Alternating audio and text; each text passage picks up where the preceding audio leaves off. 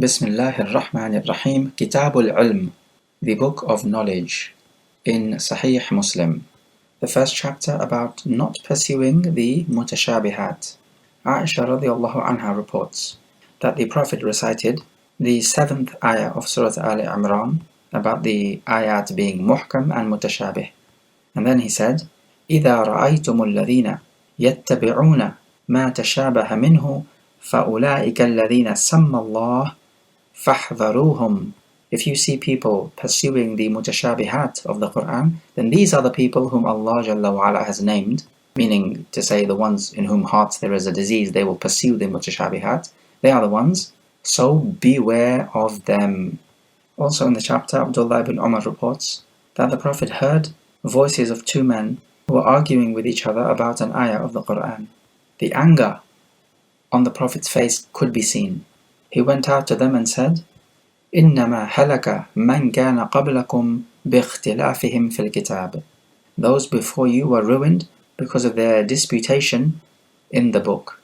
Also in the chapter, Jundub ibn Abdullah al-Bajali reports that the Prophet ﷺ said, اقرأوا القرآن ما ائتلفت عليه قلوبكم فإذا اختلفتم فيه فقوموا. Recite the Quran as long as your hearts are in harmony with each other. But when you begin to dispute, then get up, meaning leave its recitation at that time.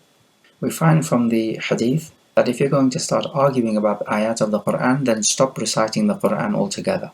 Because recitation of the Quran needs to be done with a cheerful heart, not with an argumentative one. So you simply will not be in the correct state to recite the Quran. Likewise, with debates about knowledge. If you are seeking knowledge and discussing matters of knowledge, then your hearts need to be in harmony. But if you're going to start having a heated debate, an argument, then you leave each other's company and you stop pursuing this issue which you are pursuing, the issue of knowledge we're talking about. So whether it comes to the Quran or pursuing issues of knowledge, it needs to be when your hearts are in harmony with each other, not in an argumentative state. Why? Because that is not the state you want to be in when reciting the Quran or seeking knowledge and a deeper understanding about the masail, about the issues. Being argumentative only leads to enmity, which is exactly why khamr and gambling are haram, because it leads to a feeling of mutual enmity and hatred. And what about the mutashabihat? This is pursued by people who want to make their opinion the highest, not those who are seeking the truth. Because if you're seeking the truth, you will not pursue the mutashabihat. You will see the mutashabihat in light of the muhkamat. Those ayat which have a singular meaning cannot be interpreted this way or the other. An example of this were the Christians of Najran, who told the Prophet that Allah Jalla wa Ala calls himself we in the Quran, the plural, which must mean that he's more than one. And they're trying to promote the idea of Trinity.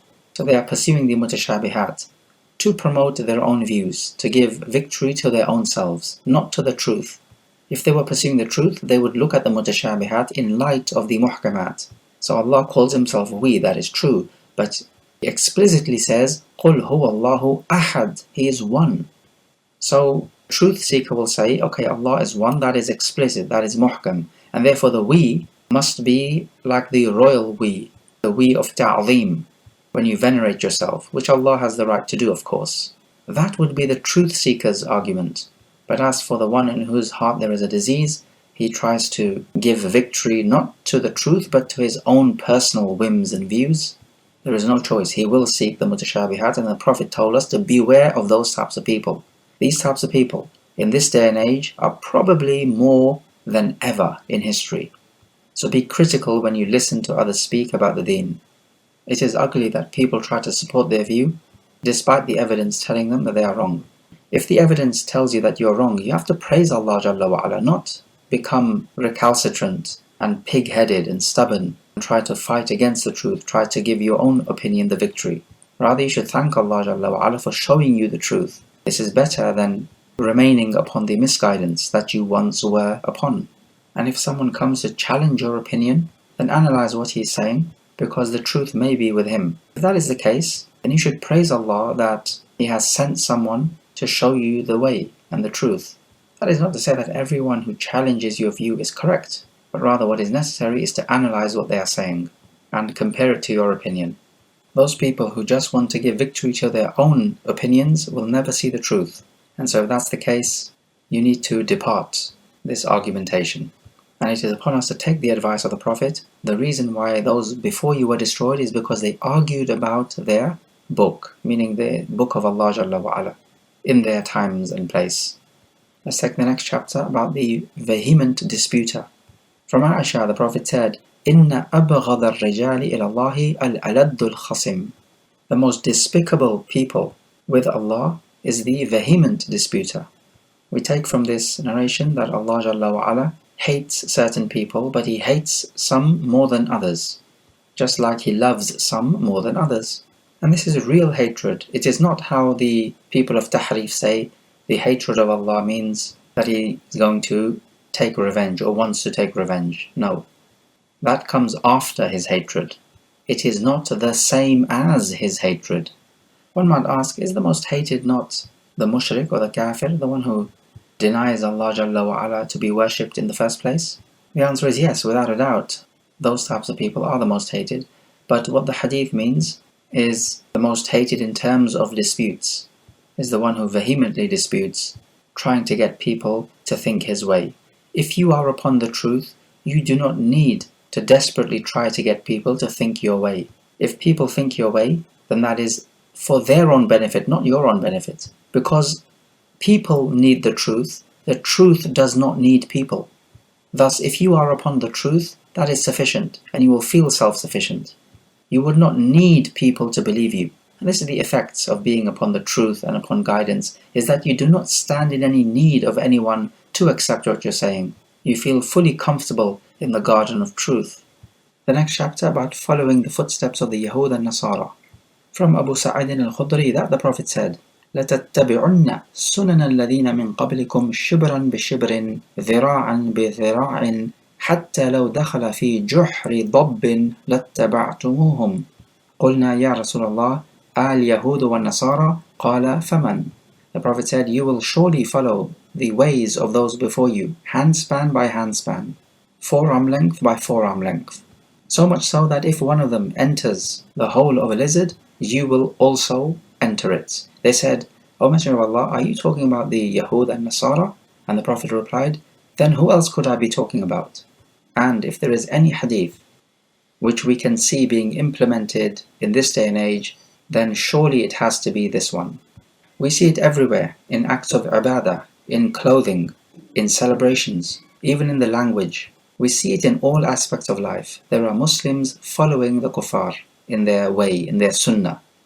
And the worst of all of those is imitating them in ideology.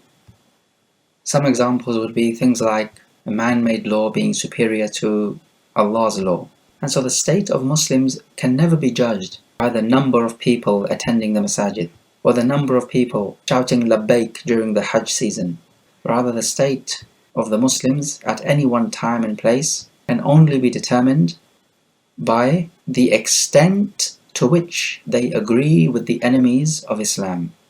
There is simply no point in having 3 to 4 million people performing the Hajj shouting labbaik, where each and every one of them believes that humans evolved from fish. This is exactly the evolution theory. There is no goodness in such a large gathering. It is about ideology.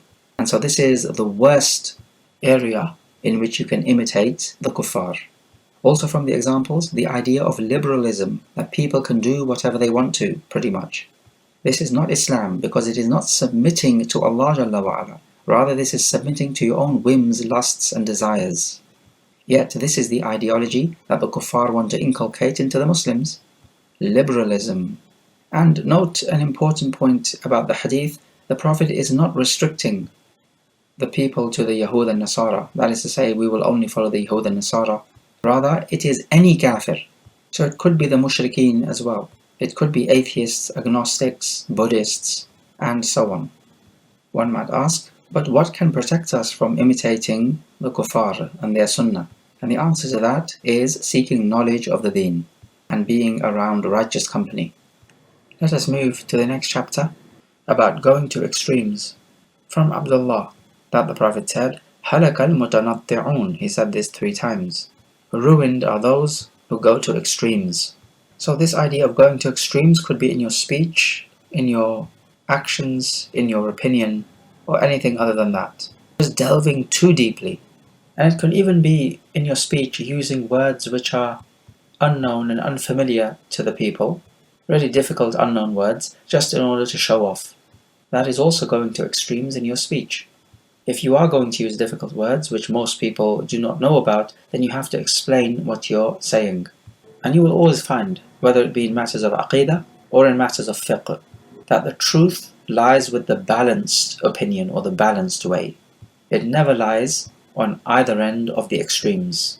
So you could find one end of the extreme, Muslims being, let's say, takfiris or tabdi'is, declaring other Muslims to be kuffar or declaring other Muslims to be mubtadi'un, and this is their methodology.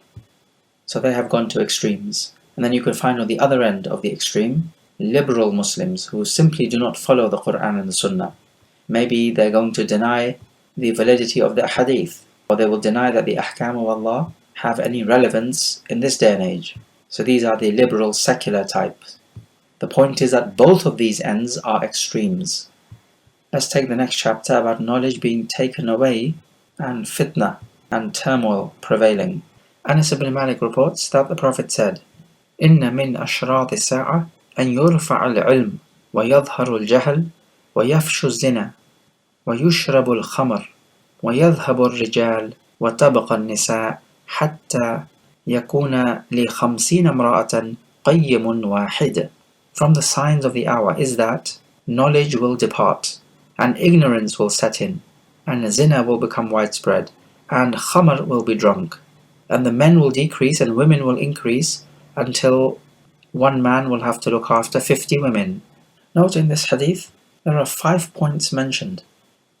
Knowledge being raised, ignorance settling in.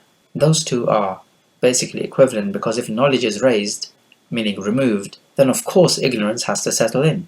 You either know or you do not know. There's no in between. It's like you're either married or you're a bachelor. There's no in betweens.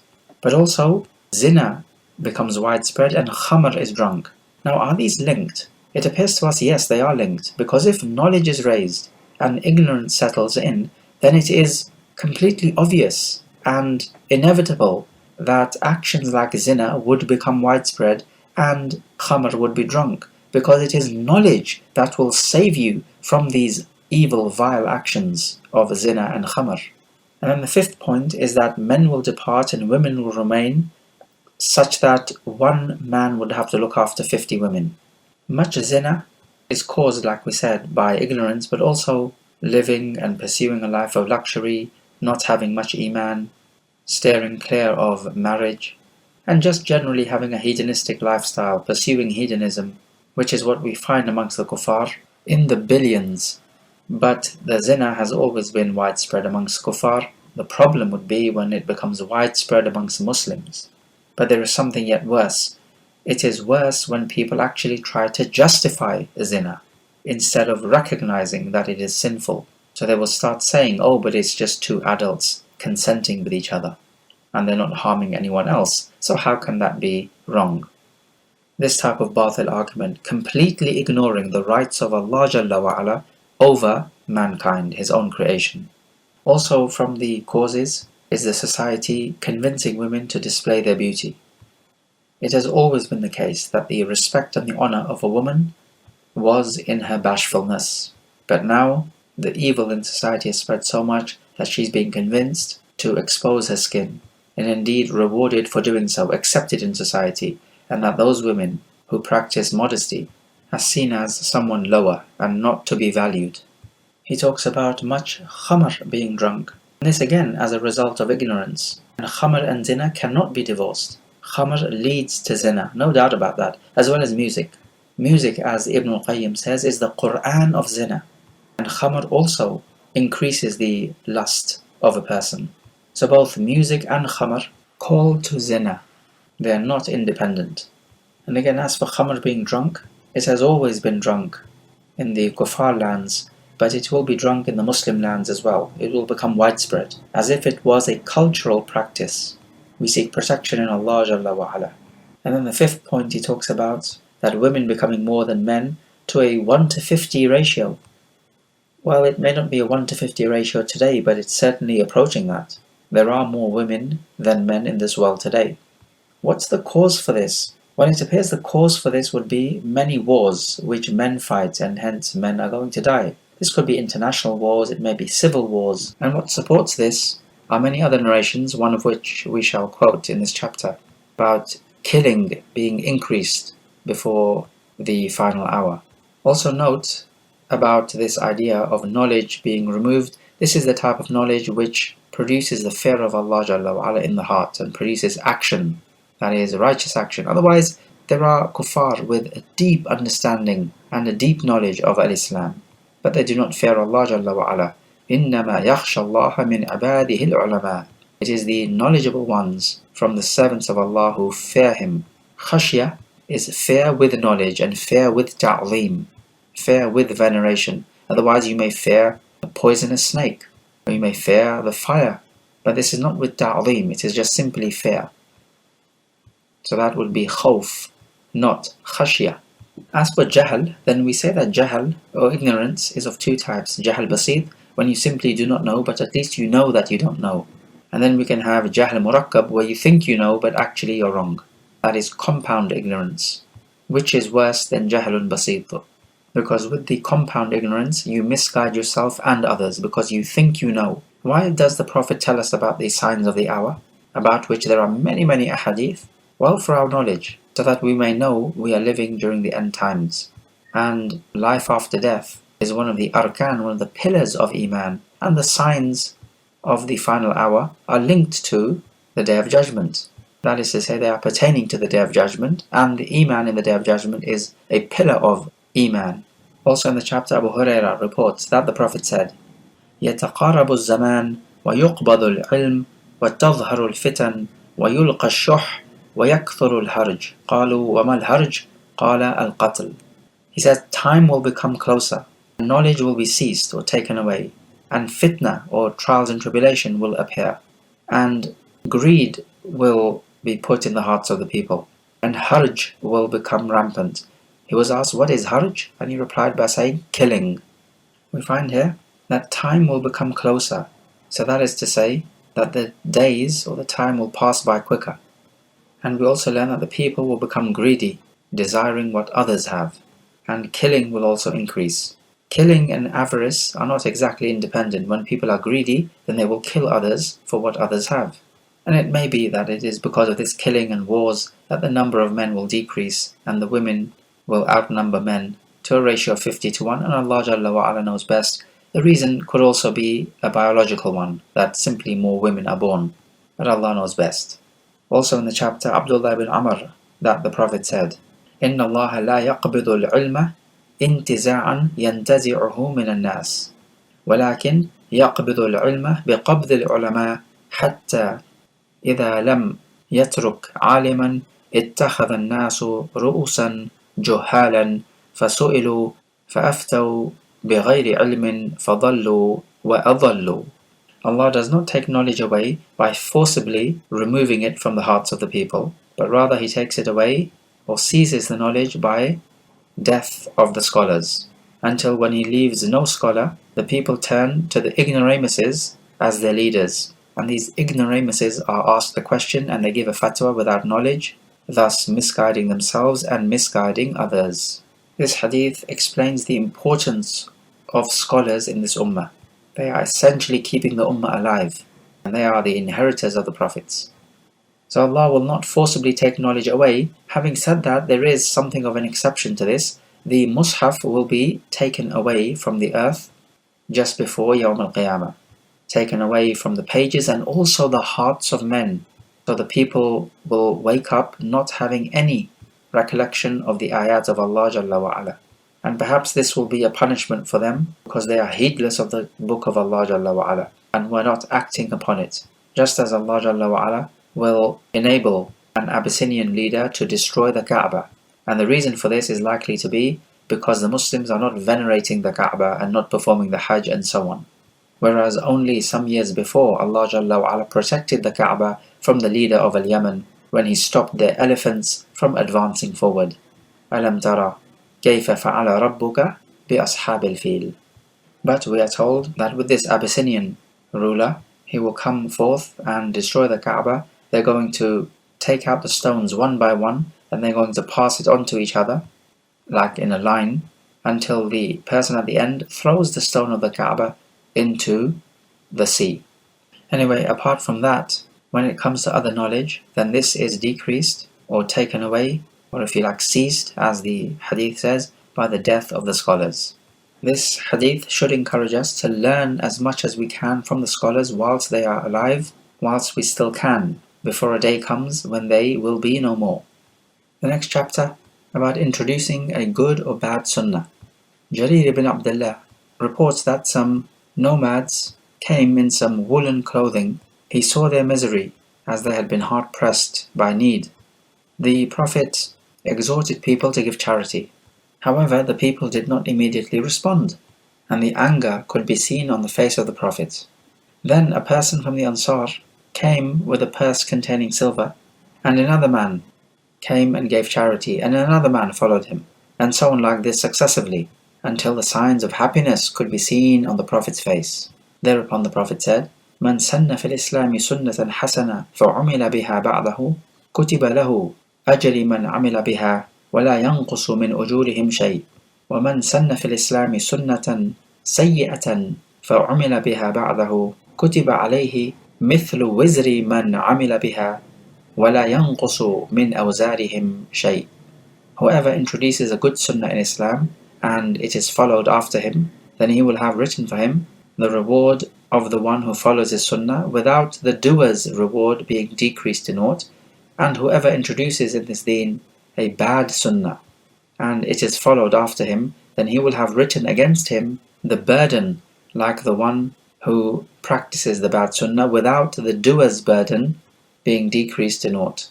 We can take from this hadith that if you give charity openly with the intention that others should follow you, and hence this would be more beneficial for the poor, then this is a good intention and not showing off. Otherwise, charity ought to be given in secret, as Allah Jalla wa Ala says, إن تبدوا الصدقات فنعمها وإن تخفوها وتؤتوها الفقراء فهو خير لكم. If you give charity openly, then how good is this? But if you conceal it and give it to the poor, then it is better for you. ويكفر عنكم من سيئاتكم والله بما تعملون خبير. And you will expiate your sins, and Allah knows what you are doing. So charity is a means of expiating your sins. Give in charity. One might ask that introducing a good sunnah and having a reward equal to those who practice it after you, this is understandable out of the grace of Allah Jalla wa Ala.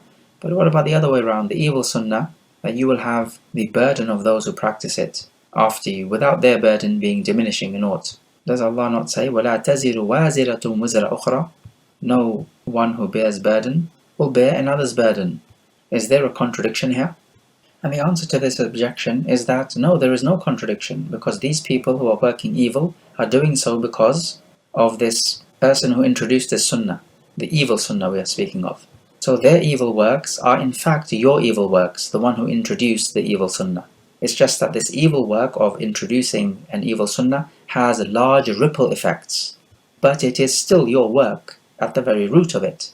We can also take from this hadith the bid'ah and the foolish idea of sending reward to the Prophet after you've performed a good action, because the Prophet will be rewarded whether you send the reward to him or not, because he is the one who institutionalized the sunnah that you're practicing.